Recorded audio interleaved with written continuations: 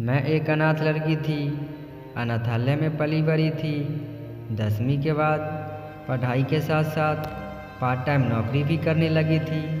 तन्हाई और दर्द जैसे कभी न जाने के लिए मेरे जीवन में आए थे।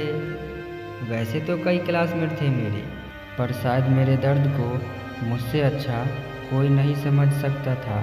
जिस लड़की की न माँ हो, न बाप हो, न कोई बहन और न कोई भाई, उसके लिए ज़िंदगी एक सज़ा से कम नहीं होती।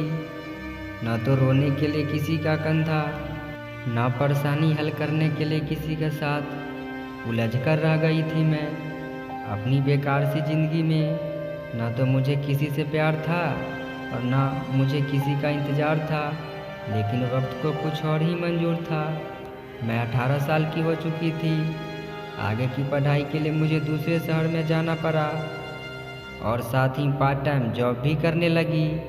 सप्ताह के 6 दिन क्लासेस और ऑफिस में बीत जाते थे और संडे थोड़ा आराम कर ख़त्म हो जाता था। खुद के लिए तो समय ही नहीं मिल पाता था। मुझे कुछ पैसे सेविंग में चले जाते थे और बाकी के पैसे ज़रूरत का सामान खरीदने और कमरे का किराया देने में ख़त्म हो जाते थे। तभी एक दिन ज़िंदगी ने एक नई मोड़ ली। मेरे घर के बगल में रहने एक नया पड़ोसी आया। वैसे तो मैंने पहले उसे नोटिस नहीं किया, लेकिन धीरे धीरे मैं उसे नोटिस करने लगी। मेरे घर से बाहर जाते वक्त और वापस घर आते समय वह अक्सर छत पर टहलता हुआ मिल जाता था। उस दिन हमने एक दूसरे से पहली बार बातें की। धीरे धीरे बातों का सिलसिला शुरू हो गया। उसने बड़े ही चालाकी से मुझसे मेरा फ़ोन नंबर मांगा और फिर मुझसे फ़ोन पर बात करने की परमिशन मांगी। अब हम दोनों अक्सर रात रात भर बातें करने लगे। वह पढ़ाई में भी मेरी मदद करने लगा। जब मैंने पहली बार उसे आई लव यू कहा तो उसका चेहरा देखने लायक था। शायद वह नर्वस भी था और खुश भी। उसने मुझे महंगे महंगे गिफ्ट ला कर दिया। हमने प्यार में साथ साथ जीने मरने की कस्में खाई। मैं बहुत खुश थी कि मेरी तन्हाई को दूर करने वाला और मेरा ख्याल रखने वाला कोई मुझे मिल गया है। मैं सपनों की दुनिया में रहने लगी और अपने आने वाले सुनहरे कल के सपने बुनने लगी। वक्त बीतते गया। देखते देखते 3 महीने गुजर गए।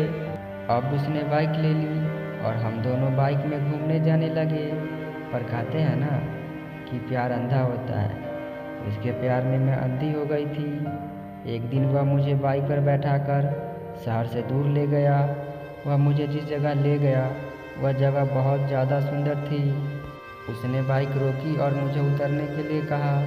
कुछ देर तक वह खामोश रहा और फिर मुझसे कहा, सुनो, मुझे पता है कि तुम मुझसे बहुत प्यार करती हो, लेकिन मुझे तुमसे कुछ कहना है।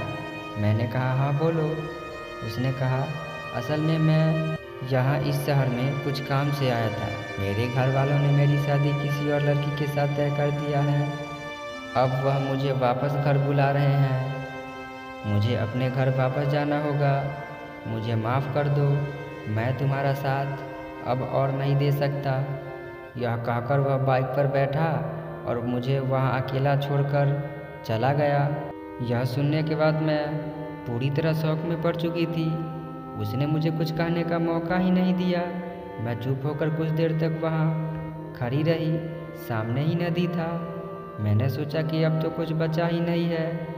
मेरे लाइफ में एक प्यार करने वाला था, अब वह भी छोड़कर चला गया है, तो क्यों नहीं मैं नदी में कूद कर अपनी जान दे दूँ। फिर सोचा कि ऐसा पागलपन करना ठीक नहीं होगा। मैंने अपनी पूरी ज़िंदगी अकेले बिता दी और अब जान देकर क्या फ़ायदा। मेरी इस बेकार सी ज़िंदगी में मैं अकेला ही ठीक हूँ। उस दिन से मेरा प्यार के ऊपर से भरोसा एकदम ही उठ चुका था। मैं वहाँ से सीधे घर आ गई और सब कुछ भूलने की कोशिश करने लगी। उसे भूलना मुश्किल था पर नामुमकिन नहीं। कुछ महीने बाद मुझे एक अच्छी कंपनी में जॉब मिल गई और सैलरी भी अच्छी थी। अब मुझे कुछ और नहीं चाहिए था। मैं अब मेरी इस बेकार सी ज़िंदगी में एक जॉब के साथ खुश रहने लगी।